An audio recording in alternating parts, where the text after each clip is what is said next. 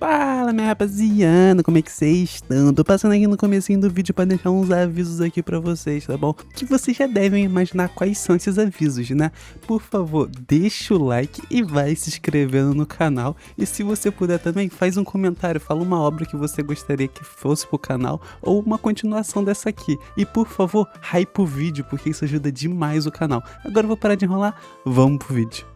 Cara, escuta só, eu preciso dar um spoiler sobre essa série que vai transformar a experiência de boa para Deixa Ele Cozinhar. É um daqueles jogos de realidade virtual para adultos, tipo Shangri-La. E o problema é que você sempre acha que nada está realmente em risco, né? É só um jogo. Ele morre, ele renasce. E daí? É aí que entra o spoiler. Por que essa cápsula de realidade virtual super moderna na qual todos estão conectados? Na verdade, é um portal para outros mundos. Ninguém sabe. Mas cada NPC que é cortado ao meio é real. Cada servidor é um lugar real. E a coisa mais poderosa que percorre esses mundos é o nosso protagonista. Chamam-lhe o Rei da Violência. Este jogador solo de nível SS sem guilda, sem equipa, sem amigos. Apenas um homem a dizimar todos os outros jogadores sozinho. Guildas mandavam 50, 100 pessoas para atacá-lo. E o cara conseguia derrubar pelo menos 10 jogadores de alto nível antes de cair. Esse cara era uma mistura de Fakir com o cara do bigode,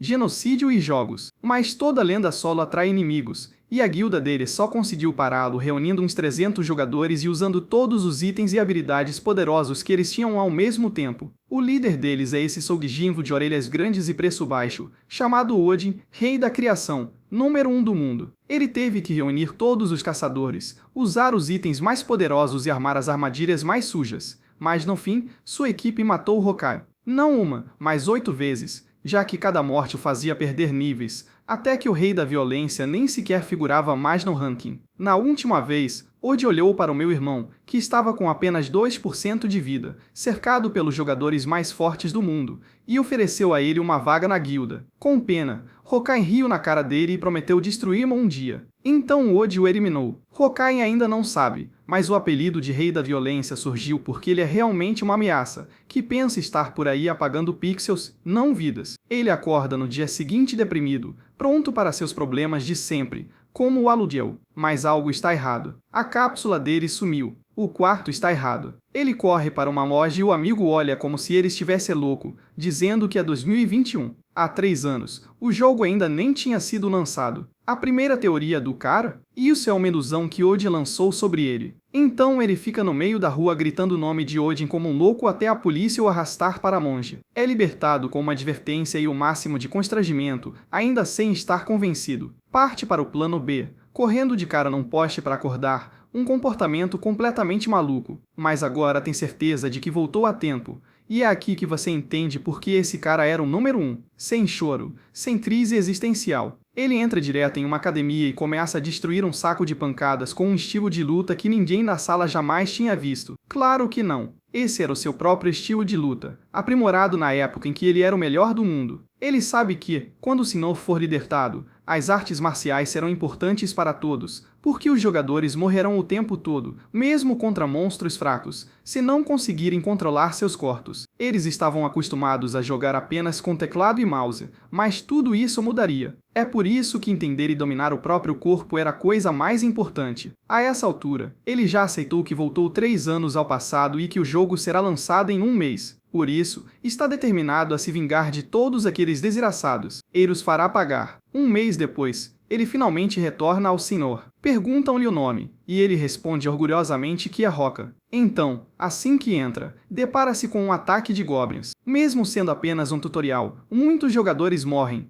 E quando um Goblin de nível 2 o ataca, ele o mata com um soco, declarando que o Rei da Violência está de volta. Então, Rock'em conquista um título importante logo no início, e descobrimos seu plano. Em vez de seguir o caminho normal de um RPG e caçar monstros apenas para subir de nível, ele buscará algo mais difícil, as conquistas mais árduas, começando pelo tutorial. Ele deveria simplesmente fugir da vila sob ataque dos goblins, mas não vai. Graças às informações de um jogador antigo chamado Tolkien, ele sabe que a missão esconde algo mais. O verdadeiro objetivo não é apenas escapar, mas sim eliminá-los completamente. Essa é a estratégia que ele usará do futuro para concluir este tutorial. Enquanto a vila está sendo massacrada por goblins, Uma garota está fugindo de dois deles quando Rock aparece, mata os dois e avança a missão. Agora ele precisa derrotar 25 goblins. Ele precisa enfrentá-los um de cada vez ou emboscá-los no momento certo. Atualmente, ele os enfrenta em 9, mas sabe que, quando restarem apenas alguns, eles se reunirão em torno do chefe, então precisa de um novo plano. Ele chega a uma loja de poções, mas, assim que entra, precisa matar 3 goblins e sua saúde cai para apenas 20%. Por sorte, depois de beber uma poção de cura, ele fica como novo. Então, ele ouve um grito e conclui que deve ser para ele. Estão procurando por ele. E logo chega a ordem para matar Roca, mas ele estava esperando por isso. Enquanto tomava seu plano B, acumulando poções mágicas para aumentar sua destreza e força, ele ficou mais forte e os goblins se tornaram insignificantes para ele. Ele começou a massacrá-los, um após o outro, e o jogo recompensou com uma nova conquista. Lutador nato. Ele ainda não subiu de nível, mas sua força e resistência agora correspondem a um nível 10. Ainda restam alguns goblins, e ele quer testar seu novo poder, arrancando cabeças de goblins em segundos. Mas ele se descuida por um instante, e o chefe goblin de nível 15 ataca. Roca recebe o primeiro golpe. Em seguida, começa a esquivar-se dos golpes repetidos do chefe, surpreso com sua força. Mesmo assim, ele luta com entusiasmo, certo de que já descobriu seu padrão de ataque. Ele se esquiva, avança e desfera um golpe mortal na cabeça da criatura. Mas, na verdade, erra o ataque da Goblin Rita e perde apenas uma orelha. Então, a criatura agarra Rocken e o arremessa com força contra o chão, deixando-o com apenas 20% de vida. O chefe Goblin se prepara para finalizá-lo, mas Rocken se esquiva e recua, percebendo que não consegue derrotar aquele Goblin com seu nível e equipamento atuais. Sabendo exatamente o que fazer, ele grita seu próximo movimento, uma retirada estratégica e rápida. Isso só deixa o Goblin mais furioso, enquanto o protagonista grita por sua vida, atraindo o Goblin para uma casa, onde sofre com o hiperrealismo do jogo. Ele pega a opção 3, um pergaminho de resistência ao fogo, que lhe permite resistir às chamas por 10 minutos. Agora ele só precisa atrair o Goblin, mas este chega antes mesmo que ele precise invocá-lo. Rocken pergunta então de brincadeira se eles podem conversar sobre isso, mas a criatura apenas ataca. No fim, o protagonista não consegue bloquear o último golpe e fica em estado crítico. Desesperado, ele arremessa seu machado, mas erra o alvo, percebendo que não deveria ter sido tão confiante. O Goblin se vira e o machado derruba uma viga de sustentação. Ao mesmo tempo, Rocken salta pela janela, mostra o dedo do meio em despedida, e o chefe Goblin nem percebe, pois acabou de cavar a própria cova. A estratégia de Rocken funciona, ele usou o ambiente a seu favor. Mesmo assim, isso o incomoda, porque ele detesta depender das táticas de outra pessoa para vencer. Ainda assim, ele jura vingança contra Odin mais uma vez, e o jogo recompensa sua vitória insana com 3 novos títulos: Descendente de Davi, 17-1 e Nada é Impossível, além de baús misteriosos e caixa de Pandora. Suas novas habilidades trazem vantagens extras, como melhor relacionamento com NPCs e maior facilidade para subir de nível, além de aumentar seus atributos de combate contra inimigos mais fortes. Sua defesa também melhora, e tudo o que resta é abrir os baús. Então, cheio de entusiasmo e nostalgia, ele chega à cidade inicial, Pocket City, e a vê repleta de novos jogadores. Ele pensa que em algum lugar ali estão os futuros membros do Ragnarok dos quais ele quer se vingar, mas ele se lembra de que Odin ainda precisa conquistar seu título de rei da criação e formar seu grupo de seguidores leais entre os mais poderosos. Isso não acontecerá pelos próximos 2 anos. Por enquanto, Rocken só quer ficar mais forte para que, quando os vir novamente, possa esmagá-los como baratas. E, por sorte, um Vera musculoso demais e com um olhar sedutor se oferece para treiná-lo em seu acampamento. Rocken concorda, e o velho paquerador acaba gostando dele também, então lhe dá um desconto. Agora começa a próxima parte do plano, o campo de treinamento, onde você ganha um ponto de experiência por acertar os bonecos de treino. Para subir de nível dessa forma, porém, você teria que acertá-los por dias a fio. Para a maioria dos jogadores, isso é totalmente inútil, já que as missões dos NPCs dão mais experiência, dinheiro e comida. É por isso que ninguém treinava lá por mais de 2 horas. Mas Rocken tinha um objetivo diferente. Com um único soco, ele faz a cabeça de um boneco voar pelos ares, pois seu objetivo é claro: aumentar sua força, resistência e vigor apenas com treinamento. Mesmo que os outros o chamem de exibicionista e partam para suas missões, ele continua até destruir todos os bonecos de treino. Ele grita de alegria ao atingir o limite de sua resistência. A força que ele desenvolveu no campo de treinamento também dá resultado, e ele conquista 2 novos títulos que aumentam ainda mais seu poder. Isso lhe concedeu pontos de força e destreza, algo que missões normais não conseguiam proporcionar, então ele concluiu que era hora do próximo passo. Mas antes disso, o velho paquerador de repente fica sério e lhe diz para segui-lo se quiser alcançar um nível superior. Então Rockon segue por uma passagem subterrânea escondida, um lugar secreto cuja existência ele desconhecia. Algo assim o anima para ver o que é, mas essa animação se dissipa rapidamente ao perceber que o treinamento secreto se resume a mais bonecos de treino. O velho explica que esses não são alvos normais, que se movem como pessoas de verdade e que Rockon poderia até morrer ali, principalmente porque ainda nem chegou ao nível 10. Se ele entrar, só terá uma chance, e isso só o motiva ainda mais. Ele encara como um desafio divertido, então se joga na luta. Ele usa seu próprio estilo de luta, mas mal consegue se esquivar dos ataques dos outros e logo percebe que eles são muito mais fortes do que aparentam. Isso só o deixa ainda mais animado, e com um sorriso, ele volta para a batalha. 5 dias se passam assim, e quando a porta da sala finalmente se abre, um último boneco rasteja para frente e o destrói até que Rockon finalize e saia vitorioso, agora no nível 10. Seus atributos são levados ao limite, e ele também conquista um novo título épico, Determinação Inabalável. Ele fica radiante, pois em sua vida anterior era muito mais difícil de alcançar. Agora totalmente decidido, ele segue para a próxima etapa, a grandiosa cidade de Kato. Lá, ele se dirige a um enorme castelo em busca de trabalho como berserker. Após uma conversa bastante interessante, eles o aceitam e, assim, ele conquista o título de berserker. Seu nível volta para 1, mas ele mantém seus atributos e também ganha uma arma grátis. Rockon pega o machado e começa a praticar seu estilo de luta com ele. Isso deixa o berserker que o contratou impressionado, e Rockon concorda com a cabeça, era exatamente o que ele precisava. Era perfeito para ele. Agora, seu primeiro passo como berserker é se endividar o máximo possível para comprar livros e aprender habilidades. Mas, depois de pegar o dinheiro emprestado, ele encontra uma missão e pergunta ao velho se ele sabe algo sobre vento selvagem. O velho não faz a menor ideia. Mais tarde, em seus pensamentos, Rockon continua pensando naquela missão Vento Selvagem, pois essa habilidade nunca apareceu no jogo original. Mesmo assim, ele ainda não pode aceitar essa missão, então, por enquanto, precisa deixá-la de lado e se concentrar em maximizar sua habilidade berserker. Para isso, ele precisa que alguém o leve ao acampamento Orto, mas ninguém quer ir, exceto um cavaleiro, um sujeito de nível 25 que gosta muito de dinheiro. Rockon olha de relance e o rejeita, pensando que ele é apenas um exibicionista. O ego do cavaleiro fica ferido, então ele usa a detecção para verificar o nível de Rockon, uma atitude que é vista basicamente como um insulto. Mesmo assim, o protagonista não reage, nem mesmo quando o cavaleiro zomba dele por ser apenas nível 1. Vendo quão arrogante ele é, Rockon o desafia para um duelo. Quem vencer leva 15 moedas de prata. O cavaleiro acha que é uma brincadeira, mas a atitude de Rockon o irrita tanto que ele aceita, colocando oficialmente as 15 moedas em jogo. O cavaleiro manda se aproximar, tratando-o como lixo e estorvo. Por volta dessa hora, um grupo de aventureiros passa por ali e percebe que uma multidão está observando o duelo atentamente. O cavaleiro, vestindo armadura de primeira linha e armas de alta qualidade,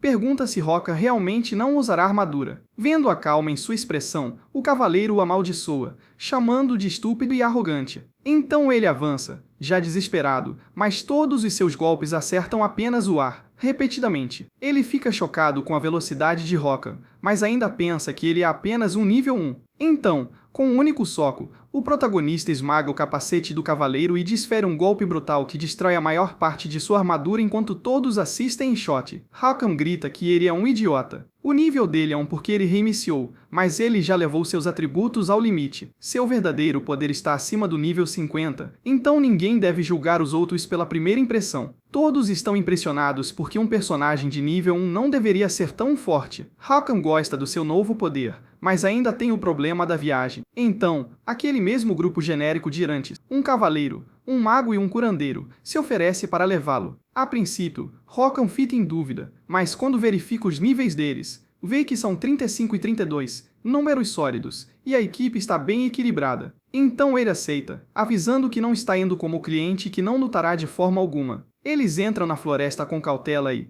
ao chegarem ao primeiro obstáculo, jogam um pedaço de carne e conseguem passar sem alertar ninguém. Rokan fica impressionado. Ele pensou que fossem amadores, mas eles claramente sabiam o que estavam fazendo. Mesmo assim, a entrada que planejavam usar tinha um guarda, então decidiram usar o plano do silenciador, executando em poucos segundos e eliminando sem fazer barulho. Isso levou para dentro do acampamento orc. O cavaleiro o adverte para ter cuidado, mas ele paga-lhes com a maior naturalidade. A mulher não consegue entender. Será que ele vai mesmo entrar sozinho? Aquele acampamento é perigoso demais. Quando ele diz sim, eles finalmente vão embora. E enquanto se afastam, o curandeiro se pergunta por que abandonaram o garoto. O mago só consegue supor que ele tem um desejo de morte, talvez porque esteja fraco demais para continuar jogando. Mas o cavaleiro não está convencido de que Rokan queira morrer. Só de olhar para ele, percebe que há um plano, só não sabe qual é. Enquanto isso, o protagonista chega ao centro da Praça dos Orcs com um segredo que aprendeu do futuro e grita que exige um duelo com o mais forte deles, invocando o orgulho dos orcs. Seu objetivo não é subir de nível,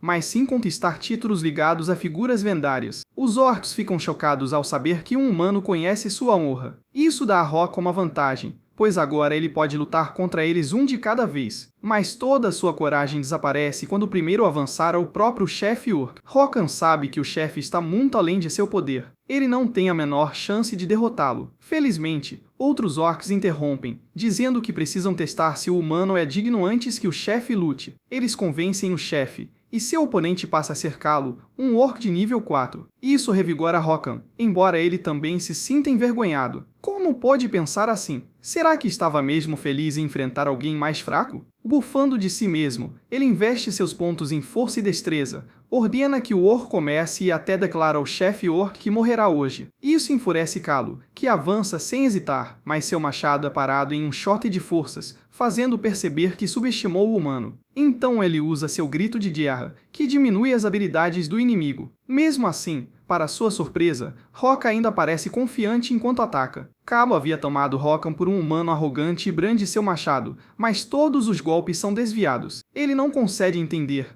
mesmo que sua habilidade tenha funcionado. Ele ainda não consegue fazer nada. Ele exige saber por que o humano está vencendo. Rokan diz a ele que seus padrões de ataque são fáceis de ler, assim como os do resto de sua espécie. Isso só deixa o orc mais furioso, mas, novamente, seu machado é bloqueado. Rokan salta no ar e ativa sua habilidade com o machado, dizendo que, graças a Kalu, ele será capaz de derrotar o chefe, o machado do julgamento final. Com isso, Rokan reivindica uma nova conquista, e seu plano está indo perfeitamente. As conquistas necessárias para derrotar o chefe estão prontas, então agora ele planeja aproveitar o aumento de atributos e nível. Mas o sistema lhe diz que não haverá aumento de nível desta vez, porque primeiro ele precisa concluir a missão de honra do guerreiro. Já que o orc lhe lançou esse desafio, ele precisa seguir o caminho da honra do guerreiro até o fim, o que significa que agora terá que enfrentar o chefe final com sua força inicial. Ele imagina que tudo isso fazia parte do plano daquele idiota. O chefe ri. Rokan pediu uma batalha de honra, então agora ele terá que arcar com as consequências. O protagonista sabe que as probabilidades estão contra ele. Ele até pensa que, se morrer, talvez ainda receba as antigas recompensas, mas logo se irrita consigo mesmo novamente. Por que ele está sequer pensando em perder? Ele é Rokan, o rei da violência. O orc ri também, chamando de um humano verdadeiramente divertido e concorda em lutar com ele. Ele solta um rugido para o céu e ativa sua habilidade de Berserkir, aumentando todos os seus atributos por 10 minutos, transbordando poder e entusiasmo. Rokan diz que é exatamente por isso que ele nunca deixará de ser um Berserkir. Isso surpreende o chefe, que fica irritado por o protagonista estar escondendo seu poder. Rokan avança imediatamente, mas o golpe é bloqueado pelo chefe. O protagonista percebe que a loucura de seu estado Berserkir diminuiu um pouco, graças às suas novas habilidades. Sabendo que o estado dura apenas 3 minutos, ele usa toda a sua velocidade para desferir uma série de ataques até que um finalmente acerta, chocando os orcs. Mesmo assim, o chefe não parece ferido. Ainda assim, a tempestade de golpes de Rokan continua, mas ele é superado em força e resistência, conseguindo apenas arranhões. Então decide tentar um golpe crítico. No instante em que pensa nisso, o chefe reage, com um único golpe, estilhaça o machado de Rokan. Ele mal sobrevive, com apenas 30% de vida restante e somente 80 segundos de fúria berserkir. cai de joelhos, furioso consigo mesmo por ter sido descuidado, enquanto o orc parece desapontado por todo aquele esforço ter sido em vão. Isso faz Rokan rir nervosamente. Ele reclama que o chefe deveria ter aceitado seu desafio desde o início, em vez de esperar que ele se desgastasse. Para o chefe, essas são apenas desculpas desesperadas. Rokan sabe que está certo e sente nojo de si mesmo, mas seu desejo de vingança contra Ragnar o faz se levantar. Ele avança novamente sem hesitar, sem nem tentar se esquivar, e sua saúde diminui gradativamente. O chefe vê isso como um último movimento desesperado, mas Rokan apenas grita para ele calar a boca. Certo da vitória, o chefe ataca o protagonista e acerta um golpe que o deixa à beira da derrota. Mas, com a vida tão baixa, um novo estado sagrado desperta nele. Rokan ri enquanto o chefe se prepara para o golpe final. Nesse instante, a habilidade Resolução Inabalável é ativada, concedendo a ele um aumento de 50% em todos os atributos momentos antes da morte. Com essa nova onda de poder e apenas 30 segundos restantes de Berserkir, Rokan retoma seu ataque implacável. O orc responde com uma habilidade defensiva que o envolve em aço, mas ainda não é suficiente, pois Rokan destrói sua espada com um único golpe. Em seguida, com sua habilidade de ataque, desfere um golpe potencializado que aniquila completamente o chefe orc, que começa a desaparecer, envergonhado por ter perdido para um humano. Rokan apenas lhe diz que cumpriu sua palavra e o eliminou. Sorrindo, o orc finalmente reconhece Rokan como um guerreiro digno. Isso deixa os outros orcs em choque e admiração. Eles o elogiam tanto que ele começa a se sentir envergonhado, mesmo com o ego inflado. Então ele se lembra de que sua habilidade de Berserker está quase no fim. Então, antes que a loucura o mate, ele dega algumas poções. Agora ele finalmente pode conferir seus novos títulos em paz. Chefe orc derrotado no nível 1, o que aumenta sua força e potencializa seus golpes críticos. E ele também recebe o título de orc honorário, o que faz com que os orcs gostem muito dele. Isso os impede de caçá-lo, mas também significa que ele não ganhará experiência ao matá-los. Rokan odeia isso e pede para lutar contra eles de qualquer maneira, mas eles o lembram de que agora ele é um orc honorário. Isso arruína seu plano de subir de nível, embora ter a confiança dos orcs possa ajudar mais tarde. Um grupo barulhento e alegre de orcs o despede da vila, e é assim que Rokan retorna à cidade, feliz por ter subido 20 níveis em apenas 2 lutas, mesmo ainda irritado por não ter conseguido eliminar mais orcs. No fim, ele decide deixar isso para lá e usar seu tempo para aprender algumas habilidades extras. Primeiro, aprende a cortar um pedaço de carne limpo, planejando trocar a carne e as partes dos monstros que caça por dinheiro extra. Depois, através da leitura, aprende primeiros socorros, para poder economizar dinheiro em poções para pequenos ferimentos. Ele termina sua jornada com uma parada na ferraria para consertar sua nova arma orc. E agora a nova missão principal do jogo finalmente começa. Essa nova missão principal começa nos esgotos da cidade, um lugar com um cheiro horrível que faz todos quererem sair correndo. Ainda assim, ele precisa matar o máximo de ratos possível para receber a recompensa. É uma missão bem patética, especialmente depois das enormes batalhas que travou, mas é importante porque é uma das 10 missões necessárias para avançar na história principal. Então, em vez de reclamar, ele decide terminá-la rapidamente. Por sorte, ratos mutantes gigantes começam a aparecer, e para eles são fáceis de matar. Mesmo assim, isso não os torna menos repugnantes para ele. Então, um enxame inteiro surge e isso anima Rokan. Ele começa a eliminá-los um após o outro até atingir 200 mortes, ganhando o título de caçador de ratos. Mas esse ainda não é o verdadeiro objetivo. Há algo pior por trás disso tudo, algo que está infectando os ratos. Nesse instante, surge o chefe da área, um rato gigante de nível 25 que espalha a peste. Ele solta um rosnado áspero, mas Rokan está mais incomodado com a aparência repugnante da criatura, então quer matá-la rapidamente. Mesmo assim,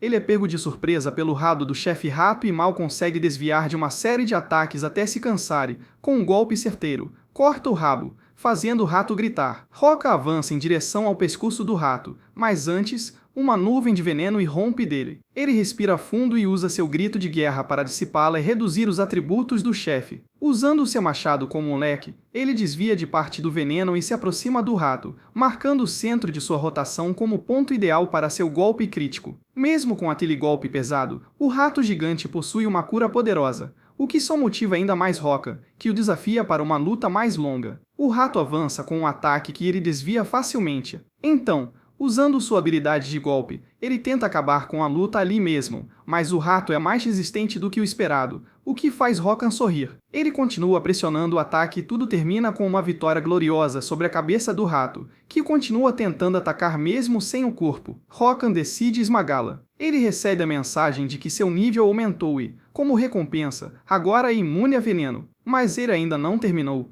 Então usa sua habilidade de açougueiro para retalhar o rato até encontrar a Joia da Peste, que drena sua saúde a cada 10 segundos até curá-lo. Isso não surpreende Rokan, já que ele já sabia disso do futuro. Mesmo assim, ele volta correndo para a cidade, levando primeiro os rabos de rato para receber sua recompensa. Enquanto está lá, ele tenta vender a joia amaldiçoada, mas o cavaleiro percebe o quão infectada ela está e decide enviá-lo a Sansoren para que ele a purifique. Isso irrita Rokan, que agora está morrendo e preso em mais uma missão forçada. Felizmente, o cavaleiro não é uma pessoa má. Ele lhe dá algumas poções de cura e sugere que ele tome um banho. Rokan caminha pela cidade, espalhando aquele cheiro horrível até a alta torre da Guilda dos Magos. Isso o incomoda, já que Berserkers não tem castelos bonitos, mas ele deixa a reclamação de lado ao se lembrar da peste. Então, ele entra e encontra um velho mago, que também lhe diz para tomar um banho. Irritado, Rokan revela que veio entregar a joia. O mago imediatamente a pede, mas Rokan não confia nele. Mesmo com a vida se esvaindo, ele se recusa a entregá-la a menos que o velho prove ser realmente Sansoren. Mesmo ameaçando com seu machado, Rokan está pronto para atacar e testar se ele é realmente um mago de primeira classe que afirma ser. Mas antes que o golpe seja desferido, o mago impede e revela que tudo não passou de uma ilusão para testar magos novatos. Você fica surpreso que um Berserker tenha percebido o truque, embora Rokan apenas tenha seguido as instruções do guia tutorial. Na verdade, ele realmente pensava que o verdadeiro mago era um passarinho no canto. Mesmo assim, ele conquista uma nova habilidade,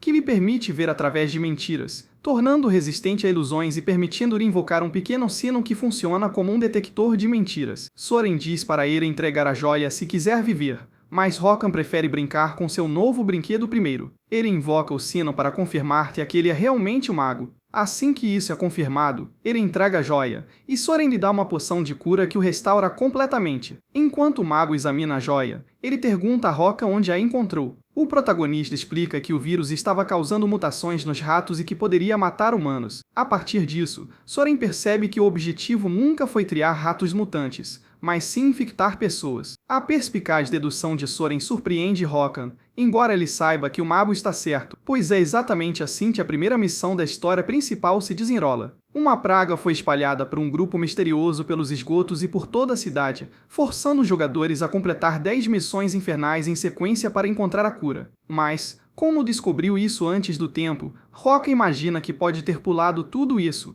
enquanto o mago leva a notícia ao capitão da guarda. Então, Soren diz ao protagonista para voltar em 2 dias. Isso se torna uma nova missão, e quando o mago parte, o protagonista fica sem saber o que fazer a seguir, já que pode ter alterado o jogo. Ao sair da torre, uma mensagem aparece no céu informando que a primeira parte da história principal foi concluída por um jogador e agora está cancelada para todos os outros, o que significa que somente ele pode acessar essa missão. Seu novo plano é continuar subindo de nível nos próximos dias, então ele se dirige a um lugar sombrio, um cemitério que parece vazio, a menos que você conheça segredos do futuro. Depois de procurar por toda parte, ele encontra uma perna de pau. A inscrição diz para devolvê-la ao dono, o coveiro, mas se ele fizer isso, o velho simplesmente grita com ele. Então, graças aos dias, ele sabe o que realmente deve fazer. A perna é uma chave que abre uma tumba e o leva a uma masmorra. Isso lhe garante o título de buscador. Ela aprimora sua visão em visão noturna, além de marcar objetos valiosos com luz,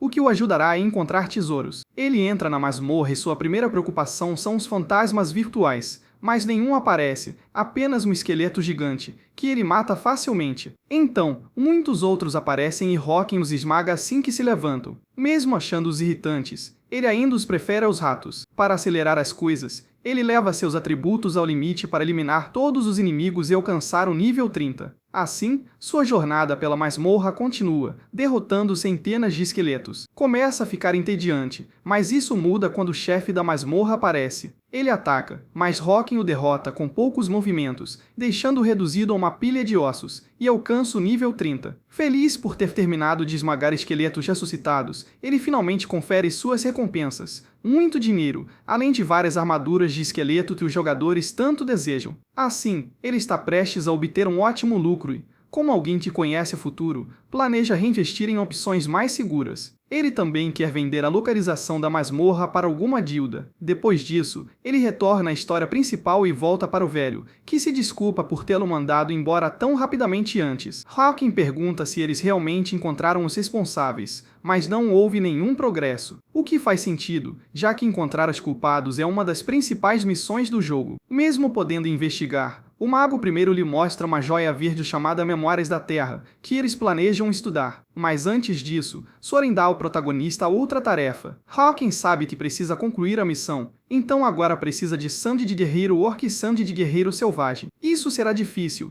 pois, devido ao seu título de confiança com os orcs, ele não pode caçá-los, e pedir sangue é ainda pior. Mesmo assim, ele se dirige rapidamente ao acampamento orc, onde o reconhecem imediatamente e o recebem de braços abertos. Hawking tenta pedir educadamente, como uma doação, mas para os orcs, isso é vergonhoso. Sangue só pode ser derramado em batalha. Hawking não se importa, então fica furioso. Sem outra escolha, ele muda de plano e simplesmente pede emprestado o machado de um orc. Então, ele parte com um sorriso cruel enquanto a aldeia o aplaude alegremente. Hawking reclama por ter que proteger a honra deles, mas seu plano já está em andamento, então ele segue para a aldeia dos selvagens, onde atira o machado emprestado. Um selvagem se esquiva com raiva, mas Hawking o mata com facilidade, recolhe seu sangue e deixa o corpo ao lado do machado oak. Ele explica que os selvagens são meio humanos com grande força e que já têm disputas na floresta com os orcs, então planeja antecipar a futura guerra entre as duas tribos. O próximo passo é voltar à aldeia orc e jogar a espada do selvagem. Isso assusta os orcs, que interpretam como um ataque. Hawking chega logo em seguida para incitar ainda mais a guerra iminente, levando-os a um ataque direto,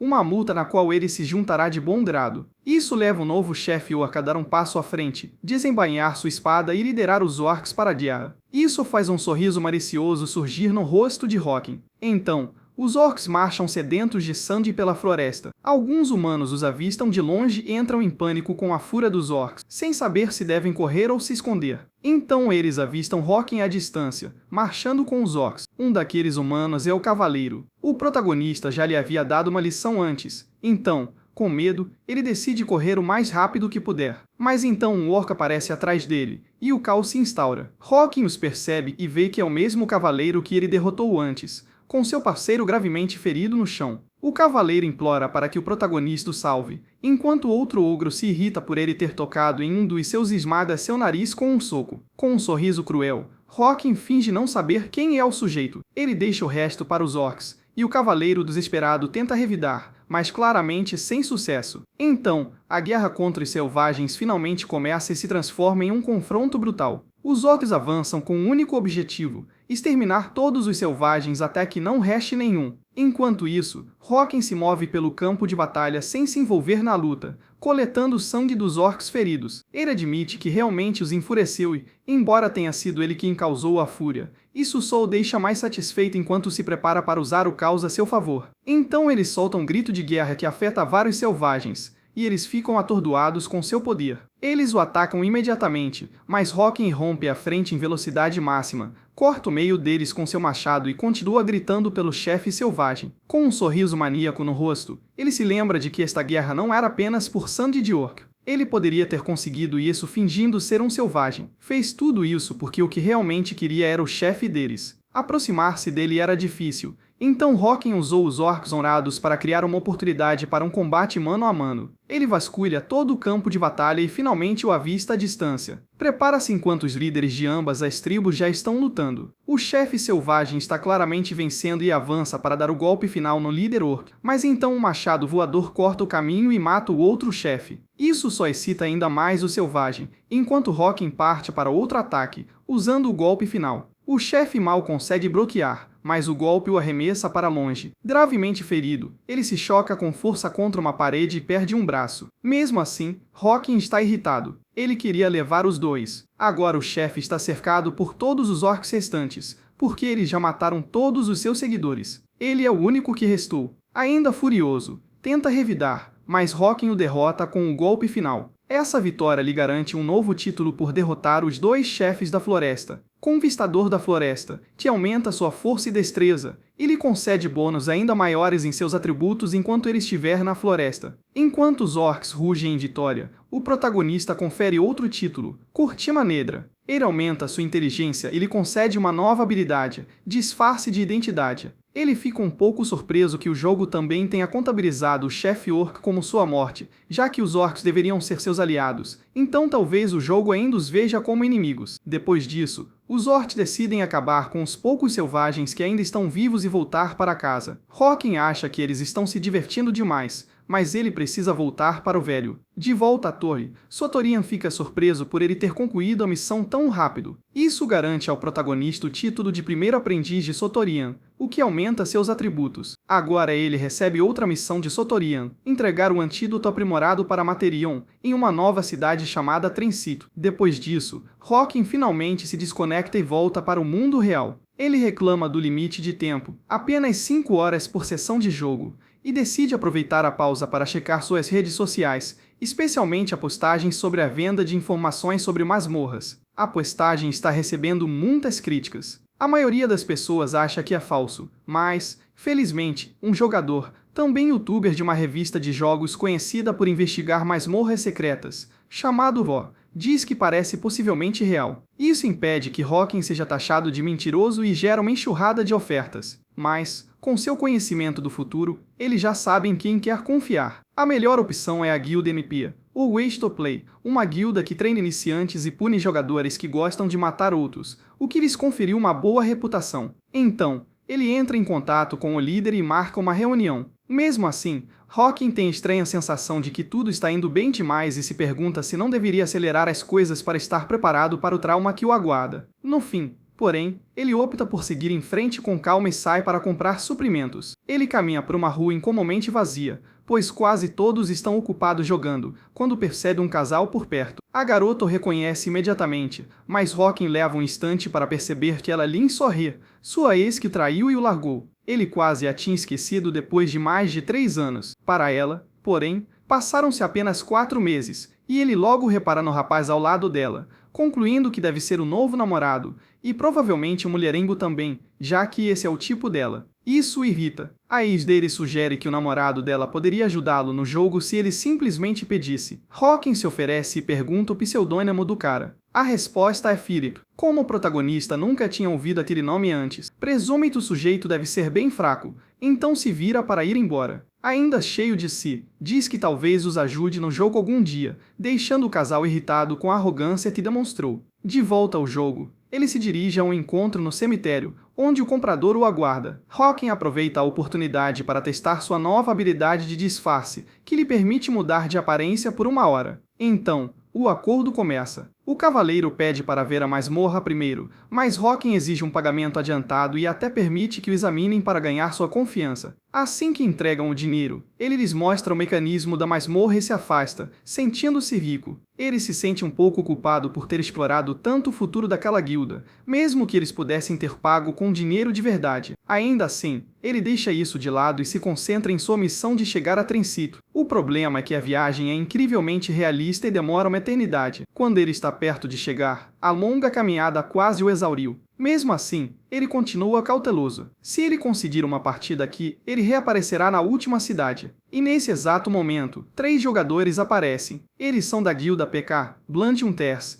e seus olhos vermelhos mostram que já mataram jogadores antes. Eles lhe oferecem uma conversa amigável. Hawking está disposto a ouvi-los, mas por conversa, eles querem dizer luta. Os saqueadores veem com feliz e ele parece e concluem que ele é completamente insano. Menci, em vez disso, faz uma proposta. Entreguem a ele um item de equipamento e ele os deixará ir, usando o mesmo tipo de acordo que costumam impor aos outros. Matar jogadores para pegar itens que não conseguem obter de outra forma. Eles gritam que ele é um falastrão maluco, porque se perder, terá que fazer toda a viagem novamente. Hawking está sinceramente feliz que o acordo tenha falhado, embora nunca tenha planejado negociar. Os saqueadores atacam. O maior deles investe primeiro, mas Hawking se esquiva. Ele parte para o ataque imediatamente, mas é impedido pela habilidade de escudo do invasor menor. Isso deixa vulnerável e desequilibrado, mal conseguindo se esquivar dos ataques até que o arqueiro dispara uma chuva de flechas. Hawking tenta evitá-las, mas muitas ainda o atingem. Ele faz uma pausa para analisar a luta. Não consegue vencer nem de longe nem de perto, da maneira convencional,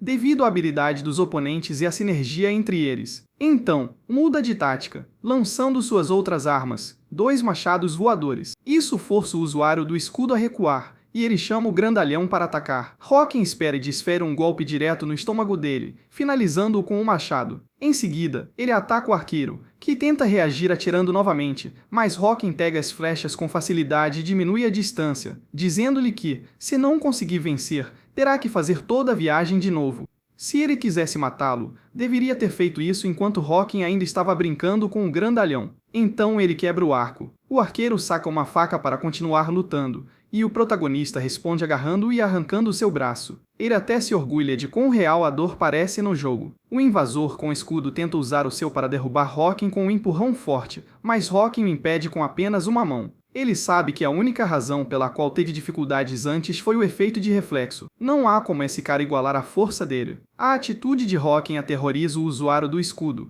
que começa a tremer e o chama de monstro. Ele rejeita esse rótulo. Para ele, eles eram simplesmente fracos demais. Então, ele manda o usuário do escudo para o fim do jogo, enquanto, atrás dele, o arqueiro tenta fugir para salvar a própria vida. Hawking percebe, mas não quer gastar mais energia, então economiza tempo. O arqueiro começa a se sentir seguro porque ninguém o está perseguindo, mas então uma pedra cai com um estrondo enorme, o que deixa Hawking empolgado com o quão divertidas são as lutas entre jogadores. Depois disso, ele coleta sua recompensa, pontos de experiência e muitos itens. Mesmo assim, o protagonista pensa que tudo isso poderia ter sido evitado se ele simplesmente tivesse escutado e ido embora. Ele está dizendo isso para um saqueador escondido observando por trás das árvores. O saqueador sai, assustado com a ameaça, e pergunta a Hawking quem ele é, mas o protagonista sabe que o sujeito ainda não reconhecerá seu nome. Ele também percebe que o saqueador não tem os mesmos olhos vermelhos que os outros,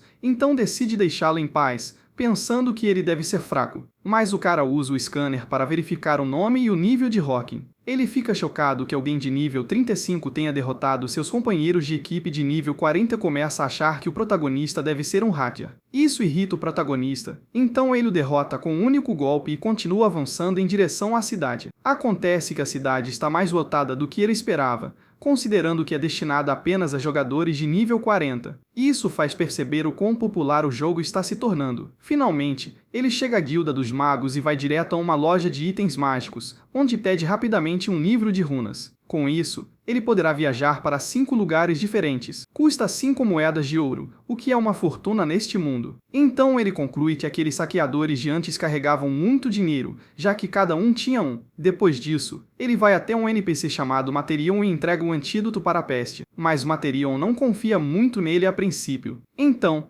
ele propõe um teste a Hawking: trazer de volta o elixir da bruxa da floresta. Ele não pode recusar, pois faz parte da história principal. Mesmo assim, ele sabe que Materion é um NPC suspeito, que envia pessoas para todo tipo de trabalho para experimentos paralelos, não para a missão principal. Então, ele decide pular a missão usando seu dinheiro para comprar tudo no leilão de itens. Então ele retorna rapidamente para Materion com uma sacola cheia de ingredientes, muitas coisas que Materion precisava, mas nunca havia pedido. Assim, Hawking conquista o respeito de Materion, recebe um bônus, e em seguida, uma missão mais difícil: traga-lhe o sangue e o coração de uma floresta, Homem-Lagarto. Isso pega Hawking de surpresa, já que ele não conseguiu encontrar esse item em nenhum leilão e a única maneira de obtê-lo é derrotando o chefe lagarto de nível 80. Ele ainda não consegue fazer isso, então decide se concentrar na missão secundária da cidade. A primeira pista que ele escolhe vem de um jogador que será chamado de Louco no futuro. Esse jogador encontrou uma pista escondida na fonte da cidade,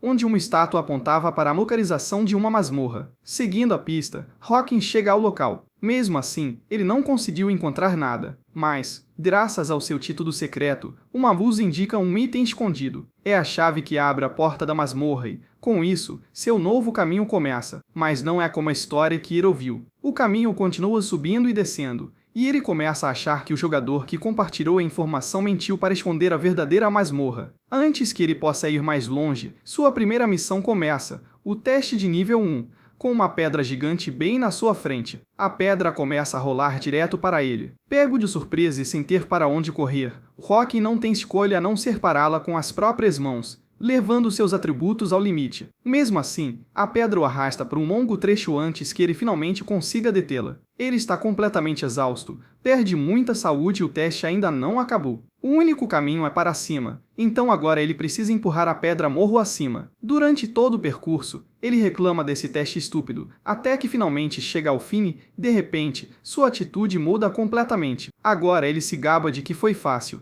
Em seguida, vem seu segundo teste, sabedoria. Desta vez, Hawking não se descuida e atira uma pedra pelo corredor. Ele é imediatamente atingido por uma chuva de flechas. Percebe que o desafio é descobrir onde pisar sem acionar as armadilhas, mas isso não é bem a sua praia. Então, ele ativa o modo Berserker e avança pelo corredor. Mas quanto mais ele avança, mais flechas começam a voar. Então ele usa a investida. Mesmo assim, parece que não é suficiente, e ele continua sofrendo dano, sendo forçado a bloquear flechas com seu machado até chegar ao fim e concluir o teste. A essa altura, seu corpo está coberto de flechas e ele está quase perdendo, então precisa se curar antes de prosseguir para o terceiro desafio, o teste da tentação. Ali, a masmorra deveria lhe mostrar seus maiores desejos, como mulheres deslumbrantes, pilhas de tesouros ou banquetes suntuosos. Ele estava realmente ansioso por isso, mas sua determinação inabalável anulava todos os efeitos mentais, então ele completava a fase automaticamente. Agora decepcionado, ele continua atravessando a ponte, mas para do outro lado e toca seu sino da verdade para verificar se aquele era o caminho certo. A resposta surpreendente é não,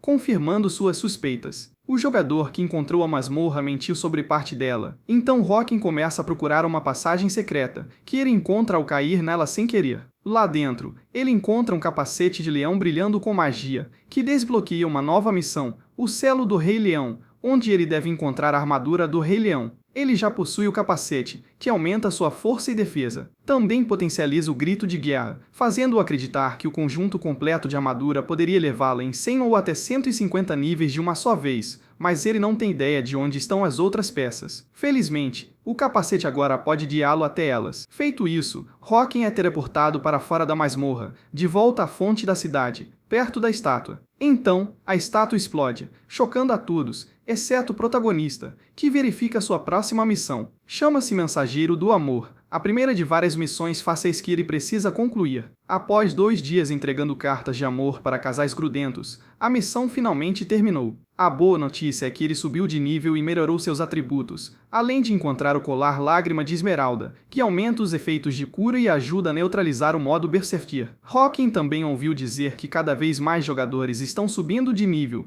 mesmo com os usuários de PK dificultando as coisas para eles. Isso significa que ele também precisa crescer ainda mais rápido. Nesse instante, uma atualização aparece no céu, desbloqueando a criação de guildas e moradias. Isso chama a atenção dele. Ele explica que uma pedra de criação de guilda custa 50 de ouro, o que equivale a 200.001 no mundo real. Então, ele imagina que guildas como a MP começarão a se formar em breve, mas a atualização de habitação o interessa ainda mais. Agora os jogadores podem comprar uma pequena casa ou um terreno. Então, ele rapidamente se dirige a um porão, certificando-se de que não há mais ninguém por perto. Vendo que ninguém se importa ainda, ele age rápido e usa 65 moedas de ouro para alugar todas as casas de 3 quartos e 2 andares da região. Ele está tentando dominar o mercado imobiliário antes que a inflação dispare os preços através da lei da oferta e da procura, gastando quase todo o seu dinheiro. Animado, ele começa a pensar em dobrar ou triplicar o preço para recuperar o investimento, já que lucrará com as guildas que precisam de uma casa para proteger sua pedra da guilda e seus membros. Mas, por enquanto, o próximo passo é a caçada. Ele chega ao habitat dos lagartos, que está mais vazio do que se lembrava, provavelmente porque o chefe lagarto ainda está por perto. Uma vez lá dentro, ele decide começar com um grito de guerra, o que alerta os lagartos, e eles o atacam. 2 deles atacam Hawking, mas ele os derrota facilmente,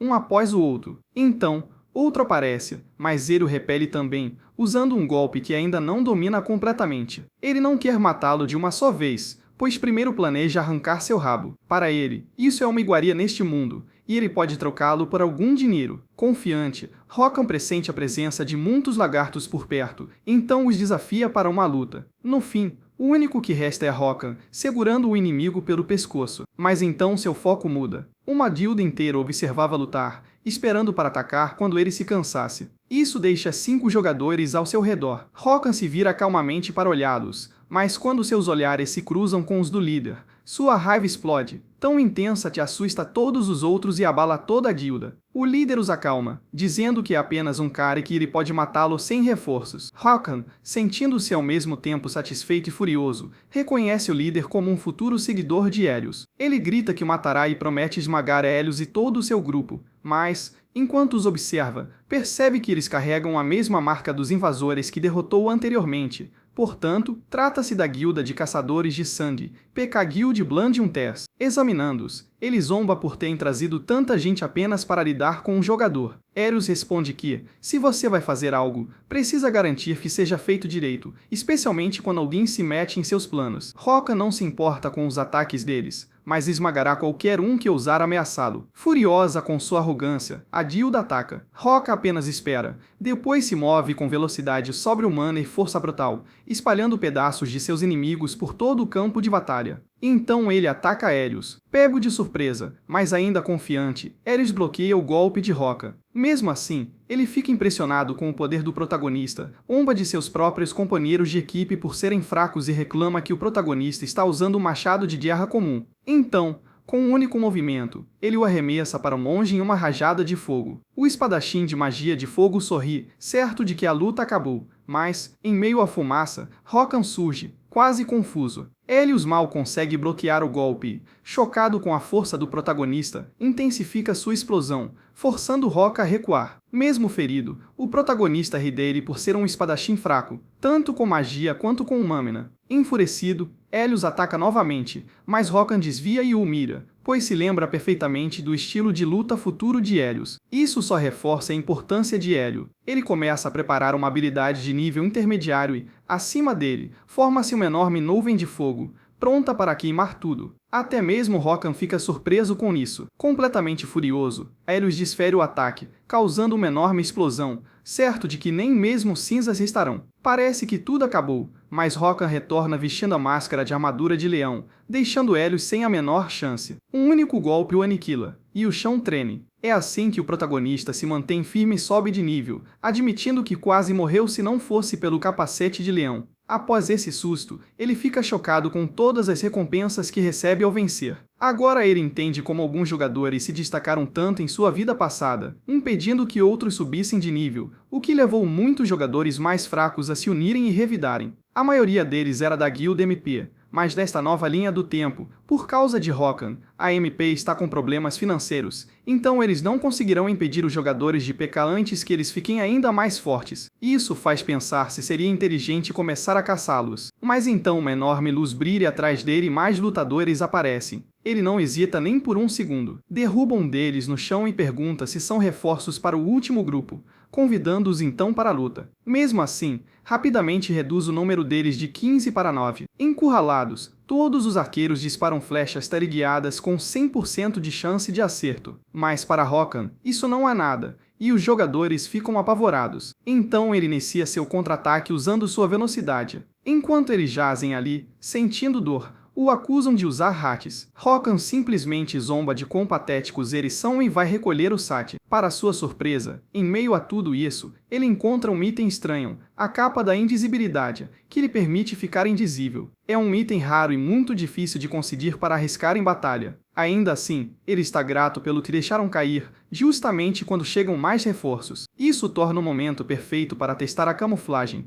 e ela funciona perfeitamente. À distância, ele vê 2 novas pessoas aparecerem e as ouve afirmando que o protagonista está usando hacks, já que sobreviveu a ataques que deveriam tê-lo matado. Rokan não se preocupa, mesmo que tenham descoberto seu nome de usuário ao escaneá-lo. Em vez disso, ele se concentra no símbolo em suas roupas, imaginando que deva pertencer ao líder deles. O homem está furioso porque, mesmo que denunciem Rokan por hackear, se não conseguirem derrotá-lo, os caçadores parecerão fracos. Agora eles precisam encontrar a capa da invisibilidade, que foi trazida para uma garota. Ele imagina que ela seja namorada do líder dos caçadores de sangue, ou talvez sua ex em breve, caso percam a capa. Depois de algumas tentativas, Rokan reconhece o símbolo do cavaleiro como centro da guilda MP. Na linha temporal original, eles deveriam ter lutado e derrotado os caçadores de sangue, então agora ele se pergunta se tudo foi armado para fazê-los parecer heróis. Ele também suspeita que sejam eles que venderão suas informações no futuro. Por isso, agora ele está determinado a se vingar. Mas primeiro ele precisa de melhores atributos. Então Rokan volta a lutar contra os lagartos até conquistar o título do Desafio Infinito, após derrotar 100 oponentes mais fortes, algo que lhe levou muito tempo da primeira vez. Agora ele também desbloqueia sua segunda classe.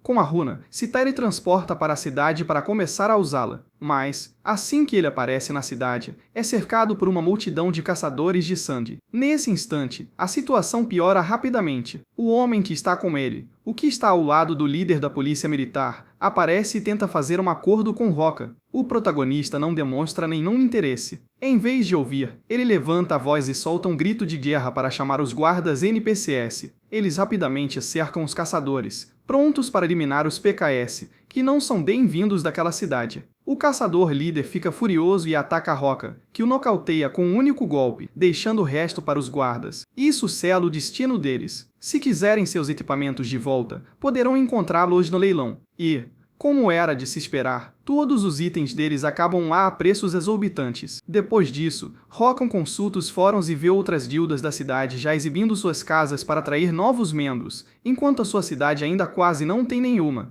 principalmente porque ele comprou muitas delas. Então, chegou a hora de começar a vender imóveis, e ele publica um anúncio. A princípio, as pessoas acham que é um golpe, e honestamente é. Mas como ele usa o mesmo perfil falso da venda da masmorra, muitos compradores demonstram interesse. Mesmo com o MP e os caçadores envolvidos, ele decide não se precipitar e espera uma semana. Seu próximo passo é ir à guilda dos Berserkers para se candidatar à classe novamente. Dessa vez, o atendente é um pensador profundo que lhe diz para refletir bem antes de tomar qualquer decisão, mas Rokan só quer os formulários. O atendente continua, e de uma forma estranhamente poética explica que, embora suas habilidades atuais se aprimorem, ele perderá a chance de aprender novas habilidades em uma segunda aula. Rokan já sabe disso. Ele também sabe que existem classes ocultas, ligadas a certas condições ou lugares. Então, para ele, toda escolha tem prós e contras. Ele pede os papéis novamente, finalmente, os entregam, dando-lhes boas-vindas como um berserker.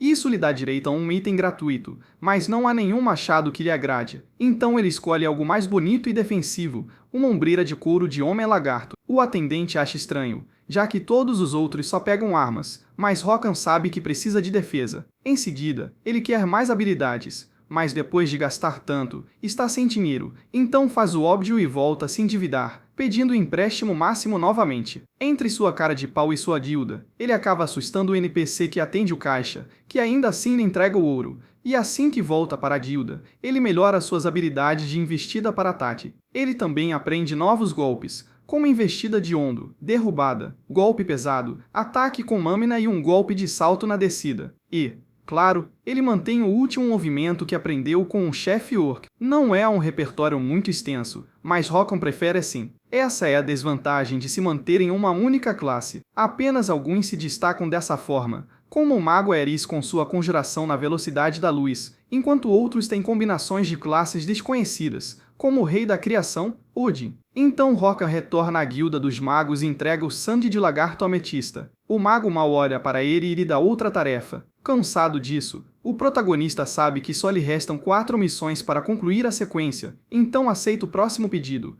a fruta do monstro da floresta. Isso leva ao pântano e, em seguida, de volta ao habitat dos lagartos, onde mais caçadores aparecem e tentam barganhar pela capa de invisibilidade, oferecendo-se para deixá-lo em paz se ele a devolver. Isso faz Rokan cair na gargalhada, pois ele não se importa com a oferta. Ele diz que seria muito mais divertido se eles tentassem tomar o objeto dele. Quando os caçadores conseguem interceptá-lo, chegam mais reforços. Rokan saca seu capacete de leão para usar seu grito de guerra potencializado. O efeito é amplificado, enfraquecendo todos de uma vez, e então ele usa sua velocidade para atacar. O homem que estava com o líder do MP só consegue observar, chocado, a destruição que uma única pessoa, supostamente de nível 35, pode causar. Haka havia subido 15 níveis em apenas 2 dias. Enquanto isso, ele continuava o massacre, eliminando até mesmo aqueles que se rendiam e destruindo tudo ao seu redor. Desesperado, o líder deu uma ordem descarada, um bombardeio mágico total de todos os magos no campo de batalha, mesmo que isso significasse a morte de seus próprios aliados. Ainda assim, Haka se esquiva e contra-ataca, atirando pedras para interceptar as bolas de fogo. Então, uma chuva de flechas o atinge, mas ele usa os próprios caçadores como escudos. Mesmo assim, todo aquele caos só elimina 20 caçadores dos 100, então ele percebe que precisa poupar suas forças. Enquanto repensa seu plano, escudeiros o atacam usando suas habilidades. Ele os derrota facilmente, mas a distração o deixa preso em correntes mágicas, as mesmas que ele vendeu certa vez por achar que eram inúteis em combate. Então,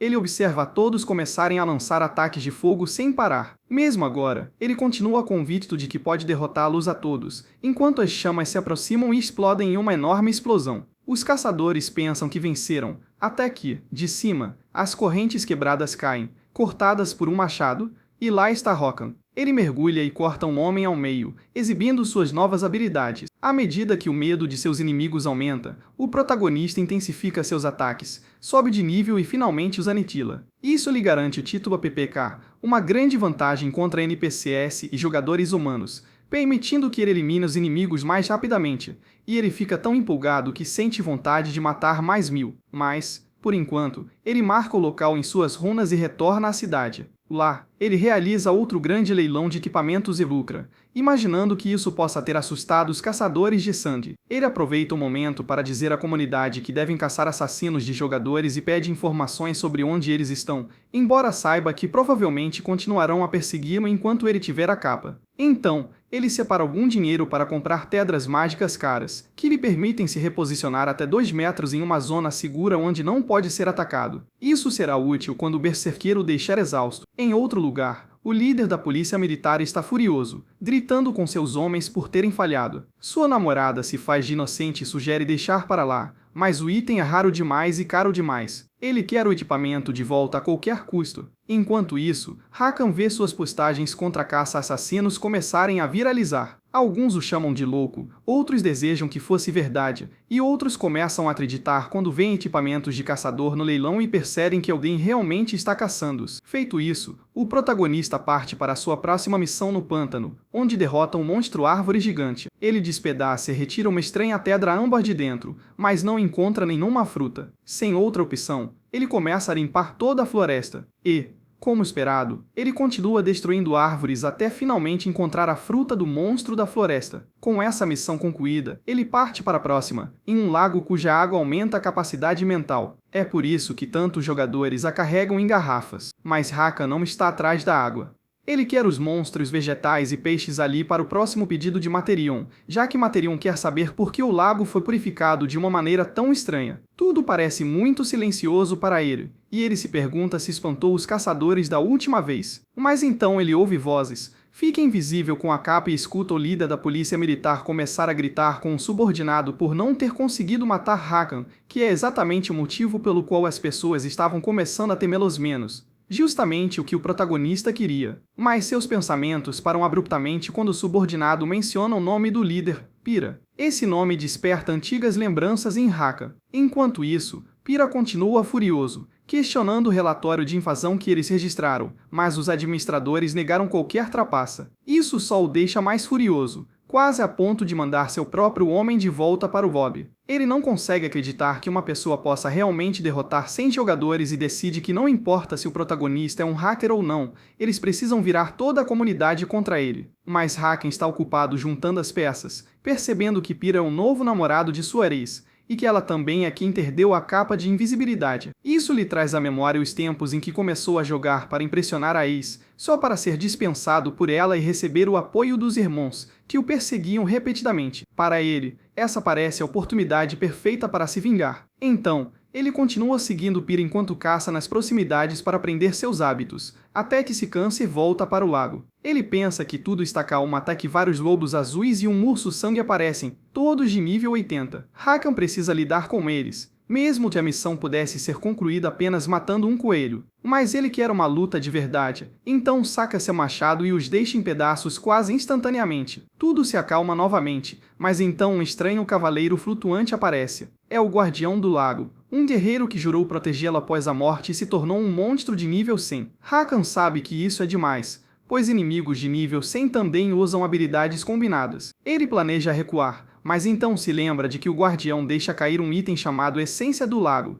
que pode ser exatamente o que Materion precisa. É arriscado, mas ele não se importa. Então começa a luta contra o poderoso Guardião. Completamente encharcado, Rakan vê o Guardião do Lago não perder tempo em liderar seu poder com um ataque pesado, declarando que qualquer um que profane o lago deve se desculpar com a própria vida. Rakan não hesita. Com um sorriso enorme, ativa o estado Berserker e diz que o único que deve se desculpar é ele. Então, suas armas se chocam, mas o equipamento de Rakan sofre mais dano, e ele perde vida a cada golpe. Graças ao capacete de leão, ele consegue resistir, mas não por muito tempo. Então, quando o Guardião ataca novamente, Rakan se esquiva e avança com uma investida de ombro. Mas o Guardião cria uma barreira de energia que drena a saúde ao contato. Rakan para abruptamente salta, desferindo um golpe de machado poderoso, mas acerta apenas a água. Seu oponente havia retornado ao estado sólido. Rakan percebe que esse inimigo é forte mesmo para um nível 100, mas da próxima vez não o deixará escapar. Eles começam a trocar golpes novamente e ele sente o quão perigoso isso é. Mesmo com seu buff de Berserker,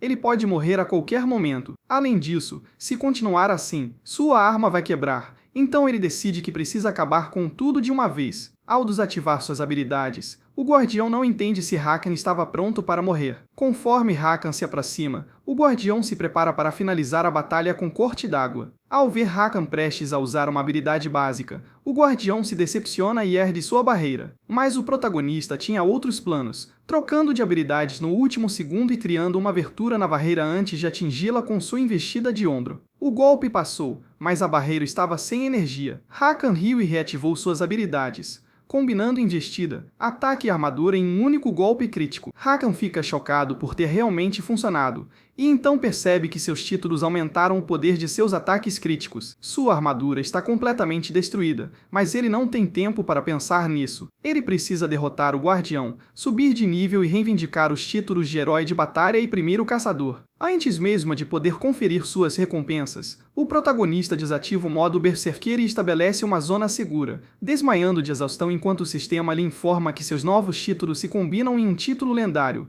rompendo os limites, o que lhe concede um enorme bônus ao enfrentar inimigos mais fortes. Só isso já o deixa tão feliz que ele não se importa mais se Materion o recompensará. Mas ele é interrompido novamente pelos caçadores, que lançam bolas de fogo contra ele. Ao perceberem que ele não sofreu nenhum dano, decidem gravar um vídeo e, mais uma vez, chamá-lo de hacker. Mas Rakan os ignora e coleta a essência do lago. Depois disso, o herói retorna à cidade, conserta seu machado, coloca todos os itens saqueados em leilão e vai até a Guilda dos Magos, onde consegue um novo item encantado. Uma pequena bola amarela bem simples que ele usará para obter o último ingrediente antes de encontrar Materion, um peixe do lago. Então, ele volta lá e usa aquela pequena bola amarela, mesmo sendo cara, jogando-a no lago. Dela surge um poderoso raio. Essa é a maneira que ele encontrou de pular a tarefa lenta e irritante de pescar, e com o segundo raio, um monte de peixes fritos flutuam. Então ele leva todos os peixes e outros itens para Materion,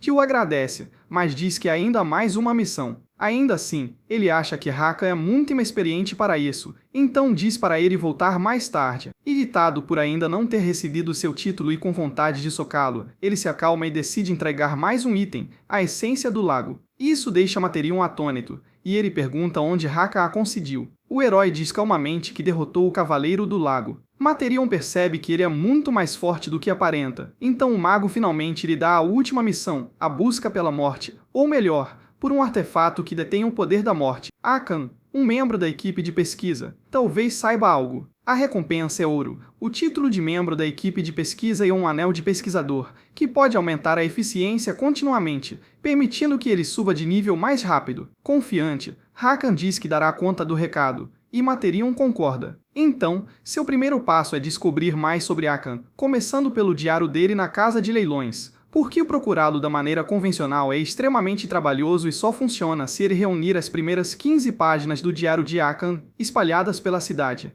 Em seu primeiro futuro, consegui-las foi muito difícil, mas neste ponto ninguém sabia da importância do diário. Então, comprando as páginas, ele consegue 11 das 15. Então ele se pergunta se deve comprar o resto ou fazer outra coisa primeiro, como verificar seus imóveis ou eliminar o restante dos caçadores de sangue. Enquanto examina os anúncios, ele percebe que os caçadores de sangue estão ativos nas proximidades, perto do acampamento Goblin. Então usa a capa de invisibilidade e segue para lá a toda velocidade, deslizando pela cidade como um fantasma. Na floresta, um grupo de caçadores está ameaçando alguns jogadores, que imploram para tiparem, pois nem conseguem jogar. Os PKS dizem que precisam ficar mais fortes se não quiserem ser mortos.